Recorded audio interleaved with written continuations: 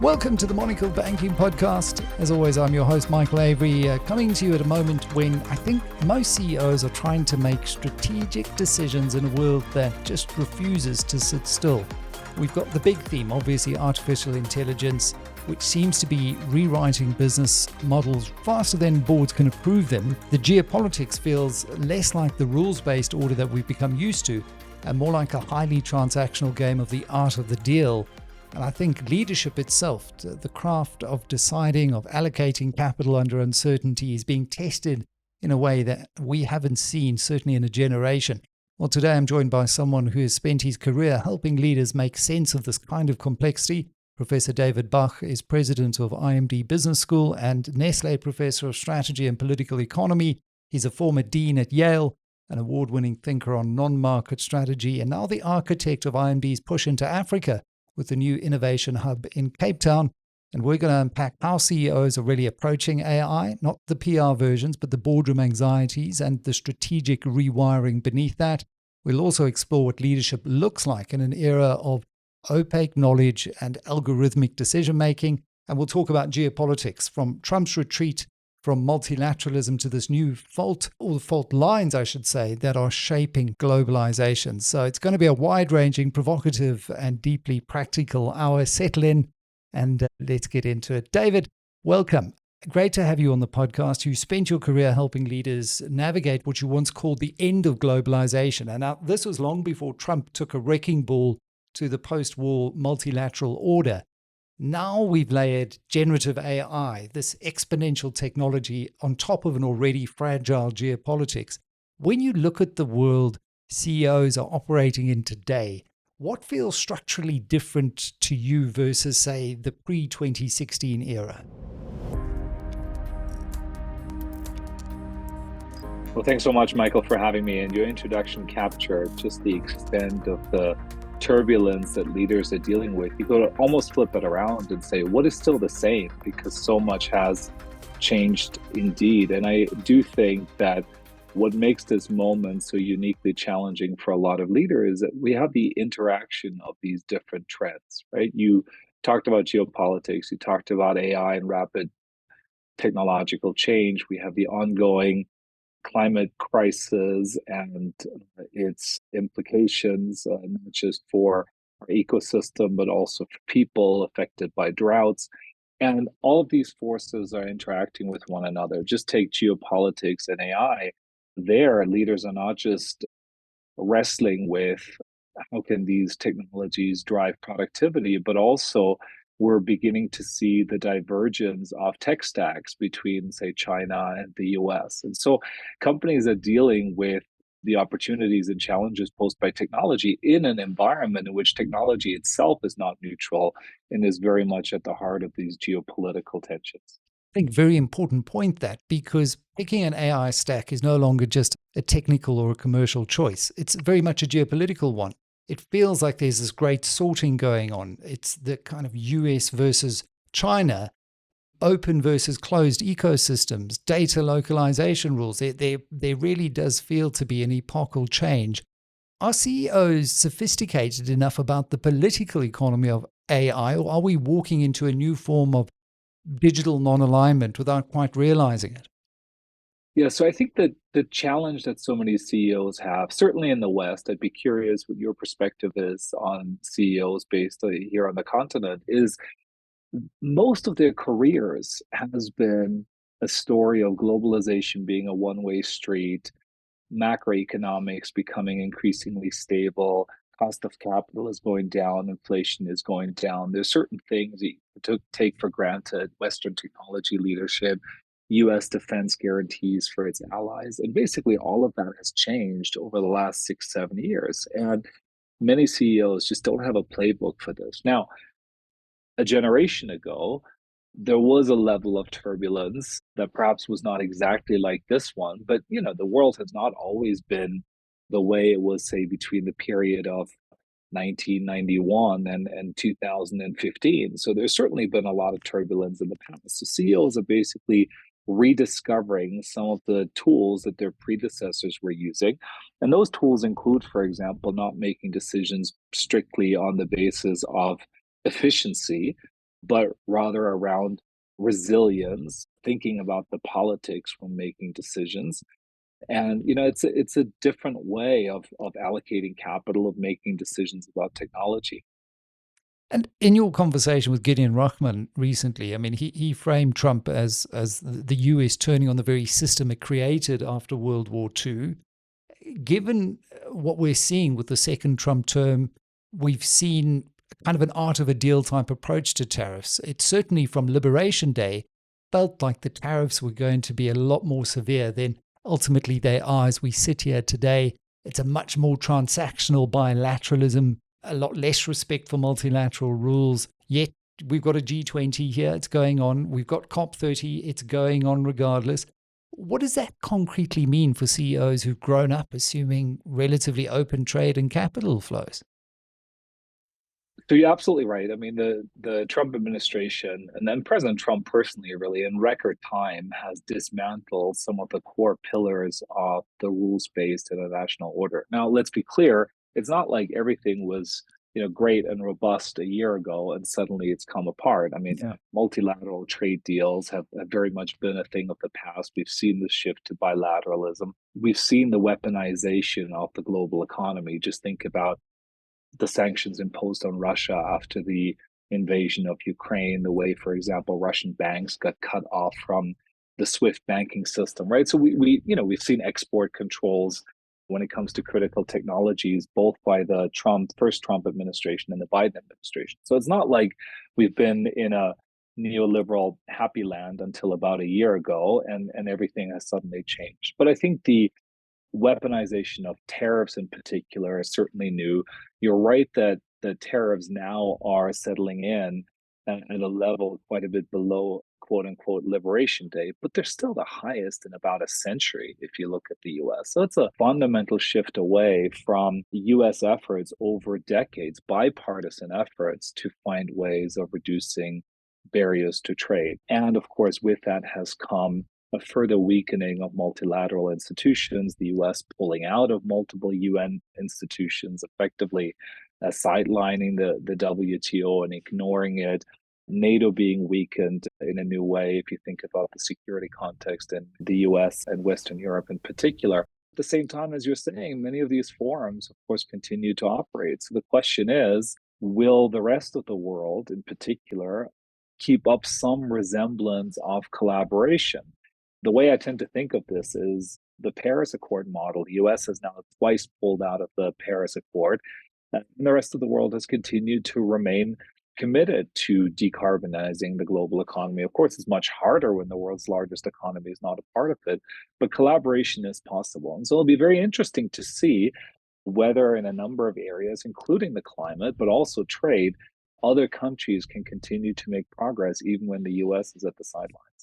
It's so interesting when you then take that down to a company level. I was looking at the story around Porsche recently, and Porsche made a big push into EVs, and as part of a major German OEM, and we know Germany is really battling to compete with the likes of China and Chinese EVs. They really have done very well in getting economies of scale through their supply chains in battery manufacture and design and technology. And so they're competing at a level that seems to have caught the German manufacturers flat-footed. Porsche went into EVs. They've now basically done a 180 and they're going back into ICE vehicles. And so there seemed to be this adherence to climate change imperative and decarbonization, but now the economic imperative is forcing them to backtrack on that. What strategic areas do you see CEOs making in reading the current geopolitical shifts and epochal change that we've just discussed? So I have a slightly different read on what Porsche is doing and what's happening in the auto industry. You're absolutely right that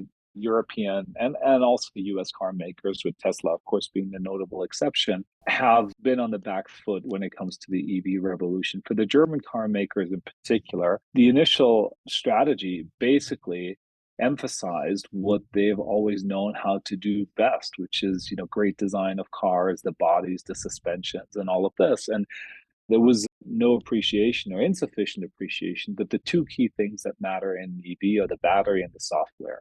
And both of these things, of course, historically have been outside of the realm of OEMs. So it outsourced those things, relied on others and then now catching up. So you look at BMW and its new platform, and it looks like it is actually the kind of platform and approach, a result of vertical integration that could be competitive with some of the leading Chinese players. So I think the movement towards EVs is going to continue, but certainly many German car makers or European car makers have lost market leadership and now need to catch up. By the way, one way that they're catching up is through collaboration with Chinese competitors. The Porsche case, I think, is a little bit more specific, where they just realized that their customers just weren't as excited about EVs. I remember talking to the CEO of Lamborghini at one point. He said, look, the problem is the acceleration is so savage. It's too much even for our customers, our customers.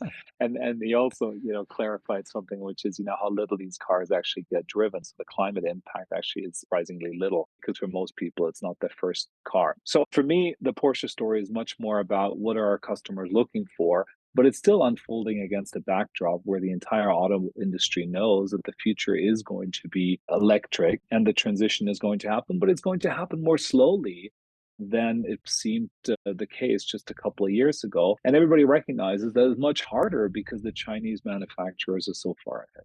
That's a very interesting perspective on it, given that we have supported our own automotive industry through various government programs providing incentives and tax breaks. And so the South African taxpayer has really footed the bill on developing South Africa's auto industry. And we are now very integrated into global supply chains. Big factories down at the coast in Port Elizabeth, or Bach, which is the new name of PE, and in Roslyn as well, inland.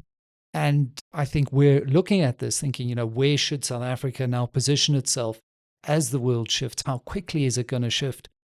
And watching very closely what's happening in Europe in terms of regulation on ICE vehicles. So again, it just comes back to how quickly the world is shifting. So to be an allocator of capital in this environment seems increasingly fraught, because one might misallocate depending on which way you're reading the particular trends and extrapolating them out into the future. I want to come back to this idea of the end of globalization, and it's very reminiscent to me of Francis Fukuyama's The End of History. History is dead, long live history, Mark Twain might have said, because it was very premature. Are we premature to say it is the end of globalization, or are we rewiring it? In other words, are we moving from one big integrated system to a set of competing blocks and overlapping regimes? How do you see it playing out? Yeah, I think that's the really important point. So I'll say in my own defense that when I wrote and spoke about the end of globalization back before the Trump era, it was with a question mark at the end. So the question was, are we witnessing, in fact, the end of globalization? And I think a few years later, if you look at this, what we're seeing is very much the rewiring of globalization, right? Globalization as a neoliberal project of knitting together markets, removing barriers, integrating increasingly, I think that's over.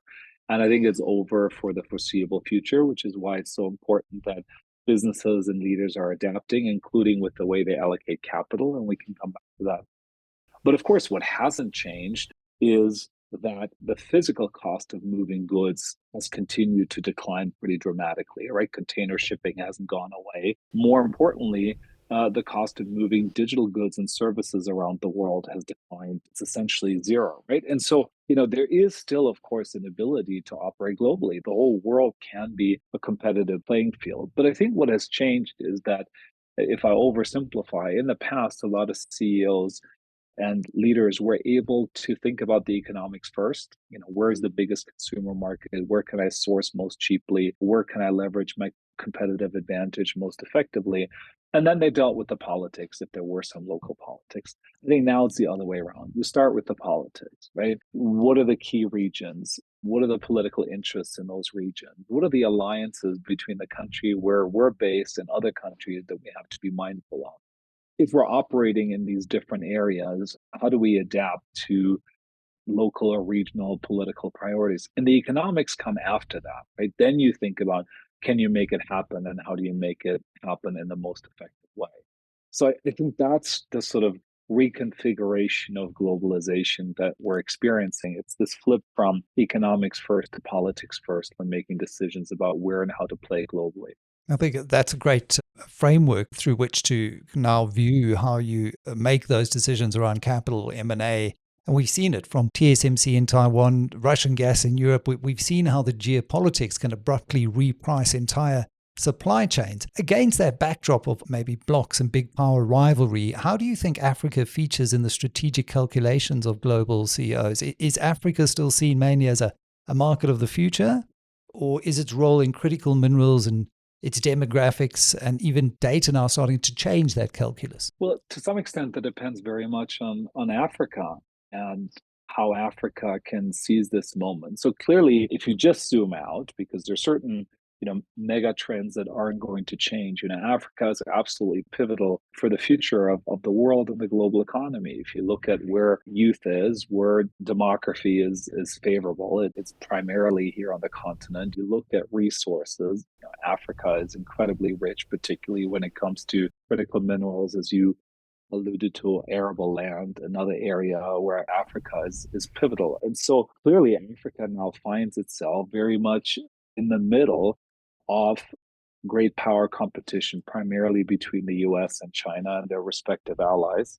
To the extent to which we still have permanent alliances, I guess that's probably something to scrutinize also when it comes, for example, to access to critical minerals, right? So now the question is, can Africa use this competition to its advantage, or is it ultimately going to be divided as countries sort of fall into this camp or that camp? I'll give you an example of a country that I think is quite apt right now at navigating these geopolitical tensions between the US and China, and that's India.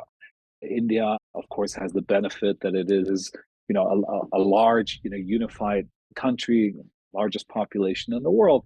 But the Indians have very skillfully avoided being closely associated with either the US or China, and striking deals with both sides, often simultaneously. And so I think there are opportunities for Africa to similarly benefit from that competition. And you asked about the market of the future. That very much, I think, depends on how ambitiously African leaders, business and political leaders, continue the integration of the continent, foster trade across the continent where there's so much opportunity, continue to build infrastructure and develop domestic economies. And as that happens, Africa not only is pivotal when it comes to supplying resources, but becomes the place that you look at for manufacturing and ultimately also for consumer markets. So I think the Yeah. potential is absolutely there, but the next few years will be critical to determine how much agency Africa is going to have in this new world. Well, I mean, that's one positive that I've certainly seen. As the US became more inwardly focused, the urgency of the conversation that had been taking place prior to that around the African Continental Free Trade Area, lifting intra-African trade and reducing not only the tariff barriers to trade, but the non-tariff barriers. That's the infrastructure, getting goods across border, unified Yes. labeling, health, and that really has seemed to take on a renewed urgency, which is a really positive thing. Again, though, I still see it existing in the realm of political rhetoric and not so much on the execution front. Part of that, and it was interesting, we're having this conversation a day after a report was released by the B20 on funding infrastructure in emerging and developing economies. And one of the critiques was cost of capital for emerging markets, and in Africa in particular, is somewhat inflated, and the researchers were saying unfairly so to an extent, in that some of the credit rating models really were pricing Africa on assumptions that were correct maybe 2 decades ago and hadn't really caught up to what the real risk premium should be in Africa. Do you think that's a fair assessment? That the global north could come to the party to an extent in the way it views Africa and sets that cost of capital for Africa to then invest in infrastructure and everything else it needs to take advantage of these new opportunities? Well, I would certainly think that this is a moment of opportunity for real partnerships with the continent. I mean, my home is in Europe, and I regret that Europe, particularly government leaders, but also business leaders, are not sufficiently focused, in my opinion, and this is a broad generalization, on strengthening partnerships with Africa. You have some examples of this, particularly when it comes to biofuels, for example, around Northern Africa, where there's some interesting initiatives. Obviously, others as well. But there is an opportunity to recognize that investments in Africa and African infrastructure aren't just an economic opportunity, but also a political imperative. And that could certainly influence the way you would co-finance and therefore sort of de-risk whatever the private sector might be perceiving. I think the other thing to highlight, though, Michael, at the same time is, despite all of these challenges on the continent, growth has continued and wealth is building. And so part of the key, I think, is going to be to tap African capital for African investments and to reduce the dependence on external funding, or at least to commingle domestic investments, or at least investments from the continent with, say, World Bank or IFC supported projects, right? And all of that can help reduce the cost of capital and certainly highlight the opportunities for external commercial investors. Yeah, the opportunity of that kind of blended finance approach where you are seeing a lot more DFI, first risk capital, willing to take maybe a slightly bigger loss, crowding in the private sector. We're seeing it in South Africa. We certainly saw it through the first iterations of the Renewable Energy Independent Power Producer Program, the REAP program, crowding in investments into renewable energy and IPPs very successfully, over 200 billion in the first few rounds until Eskom put a lid on it, but thankfully it's opened up again. I want to come back down now to the level of the individual and the leader, because, really, you teach leaders how to see through all of this. How has your mental model of leadership changed over the last decade? And what are the capabilities that matter more now than maybe they did when you started teaching?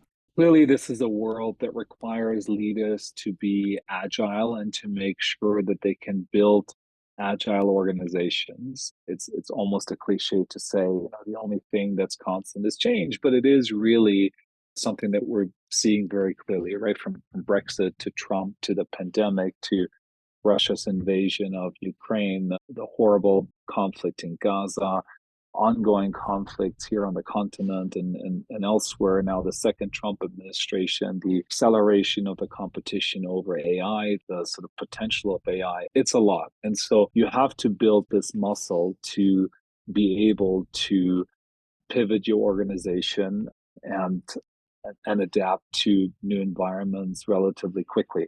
That, in my view, requires leaders who are curious. We often talk about leaders being learners and the need for leaders to be learners, but you got to be interested in some of this stuff. So the leaders that I interact with that really impress me are the ones who aren't just talking about what can AI do for us, but we're interested in learning about some of these technologies and experimenting with them, who appreciate that perhaps it is necessary to brush up a little bit on history of certain parts of the world and following the politics a little bit more closely. And I think you're seeing many leaders do that, engaging in corporate diplomacy in a way that a few years ago, perhaps they didn't need to do that.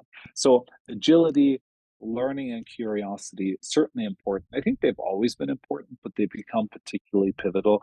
And then I'll add one other one, and that is we often turn to leaders in moments of uncertainty, demanding to some extent that they help make sense of the situation. So sense making, translating what is going on into something that a group of people, a team, an organization can actually act on is really, really important. And that's hard because you're feeling that uncertainty yourself as a leader, and people are looking to you to make sense of a world that seems somewhat chaotic. But the good leaders can do that, and they do that in a way that doesn't necessarily create an impression of false certainty, but rather remind people of fundamentals of the purpose of an enterprise and their sort of joint ability to navigate this environment. I'm so glad you mentioned that false certainty, because I think on the one hand, leaders are told to have epistemic humility, to recognize what they don't know, the Rumsfeld kind of known unknowns type of view. On the other, you're a leader, you're a CEO, you're rewarded for taking the bold, decisive calls. So, as someone who coaches executives to hold those two things together, to act decisively and admit that your knowledge base is incomplete and probabilistic, that seems to be a big challenge. It is. And so one way that you approach this is you spread your bets to some extent. I mean, one of the things that we're working on with leaders and organizations is to say, all right, so what's your plan B? How do you know if this is actually not working out? You engage in scenario development and then you pressure test certain decisions to see whether they are sensible under very different assumptions, for example. And I bring it back a little bit to what I said before about how we are moving from a world in which the name of the game was efficiency towards a world in which it's much more about resilience. And resilience, by definition, means it is going to be somewhat less efficient. If you have to have multiple supply chains for different parts of the world, for example, as opposed to one, it is going to be somewhat less efficient. If you have to place multiple bets, knowing that some of them are not going to work out, it is going to be less efficient. But I think if you look at the upheavals of the last several years, from the pandemic to wars to dramatic policy change, it's the organizations that have continued to be able to serve their customers despite these upheavals that have thrived, right? And these are organizations that have not put themselves into a straitjacket all about efficiency. You got to place that one perfect bet that is going to pay off. And so I think you can explain to your folks that there are a few things that we know and a few things that we don't know. And because of that, here is a portfolio of initiatives and bets that is on balance going to help us succeed. And when we then bring AI into this, I think AI is incredibly good at things like optimization, brute force compute power, that kind of thing, maximizing for a given objective. But leadership is often about choosing what to optimize for in the first place. Do you worry that in an age that's become just obsessed with data-driven decision-making, that potentially we could be underinvesting in character and judgment and ethics and the things you can't really outsource to an algorithm? Yes, and I think what is exciting about these technologies when used properly is that they can be your companion also for the kind of what if and probabilistic thinking, right? So you're right, those models are good at driving towards a solution, but you can also say, look, we're thinking about doing this under the following circumstances, what should I consider as, variables that could go in the other direction? Or what am I missing from my analysis? So again, those tools are relatively good about this. I mean, working with a lot of enterprises who are bringing AI into the innovation process, not for AI to generate the solution, but for AI to be your most critical source of feedback or to point to some boundary conditions or some eventualities that you may have overlooked.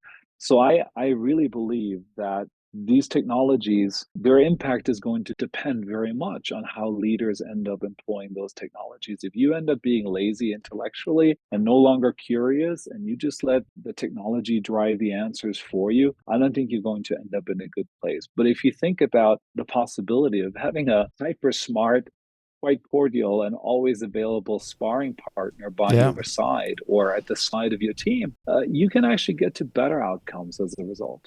Yeah, and it's how we're using it. I've certainly started using the technology in a way where you start to look for blind spots. You start to challenge your own biases and assumptions from an investment perspective. And I've really found it quite useful just in my own trading as a side hobby, let's call it that. I've got an investment portfolio with the RA for long term, and I've got a bit of play money, shall we call it, that we have a bit of fun with the markets. And I just find it's such a useful, sparring partner is a good word that you used earlier. But I mean, you're trying to build a lot of those capabilities, not in the abstract, but in specific places. And one of those is in Cape Town right now. So let's talk about IMD's decision to establish a business and innovation hub in Cape Town.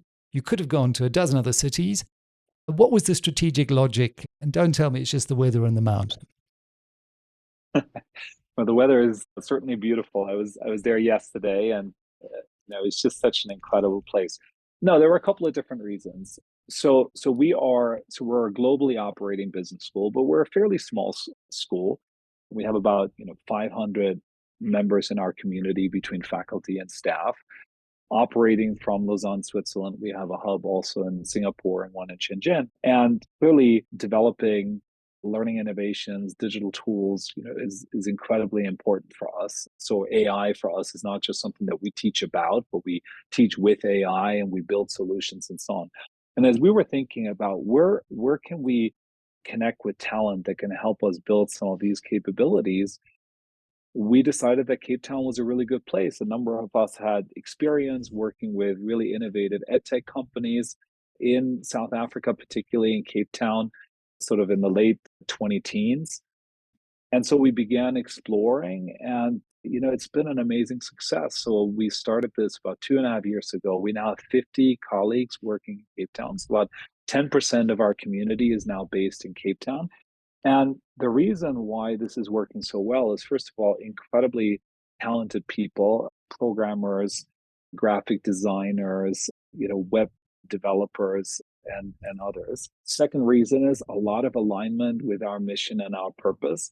These are colleagues who really appreciate the difference that education can make, who appreciate that better business and better leadership, matters very much in the real world. And then, of course, it's great that we have native English speakers in the same time zone from Switzerland. So it's been great, and we're really glad to have these colleagues who are helping us up our game and have more impact globally. South Africa in particular struggles with the brain drain, and I love the fact that you're building and you're challenging that narrative in Cape Town, and you're betting on African talent as this global asset. Would you say, and often when I speak to entrepreneurs on my business radio platform, the thing about African entrepreneurs is they're complexity natives. They really do understand how to Yes. lead in very volatile and politically contested environments. Do you think that actually stands African executives in good stead for this world that you've described? No, absolutely. I mean, these are technologists who've been dealing with load shedding, who've been working without electricity at times. People who are used to volatility, obviously. So absolutely. I think the other thing that we really appreciate about these colleagues is they fundamentally understand the social role of business. They don't divide the world into sort of business and economics on the one hand side and sort of social and political on the other, which is really refreshing, and purpose and mission essential to the way they think about their world. But I think the point really goes beyond our colleagues and is much more broadly applicable, I think, for business leaders on the continent, who understand that business is inherently social and political, right? That it has a mission and a purpose that goes beyond just generating some surplus. Folks who are used to dealing with uncertainty, who don't expect infrastructure to be perfect, who understand that governance can be challenging, and then who find solutions. So I actually think that leaders on the continent, again, I'm generalizing broadly, are actually better positioned to deal with this amount of volatility and uncertainty in the world right now than many of their colleagues in the West, who, as we said before, have grown up in a world that has been much more stable and much more predictable than what they're finding themselves in now. Prof, just finally, for the CEOs listening to this, feeling a little overwhelmed, AI, geopolitics, climate, the social pressure, all of this at the same time, what is your counsel? Where should they focus their scarce leadership attention over the next 12 to 24 months to avoid being on the wrong side of this transition? Well, I think, just don't turn inward. I think we sometimes have this risk that people turn inward when they're being overwhelmed. Turn outward, talk to people, talk to technologists, be in touch with journalists, with opinion leaders, ask questions, be curious, and just recognize that everybody is dealing with the same complexity. Like, you don't need to have the perfect answers. You just need to have a set of working hypotheses that are perhaps a little bit better than the next guy.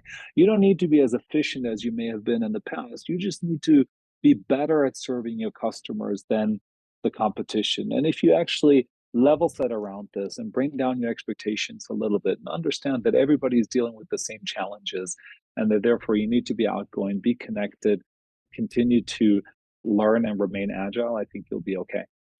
Well, my thanks to Professor David Bach for a masterclass in clarity at a time when very little feels clear.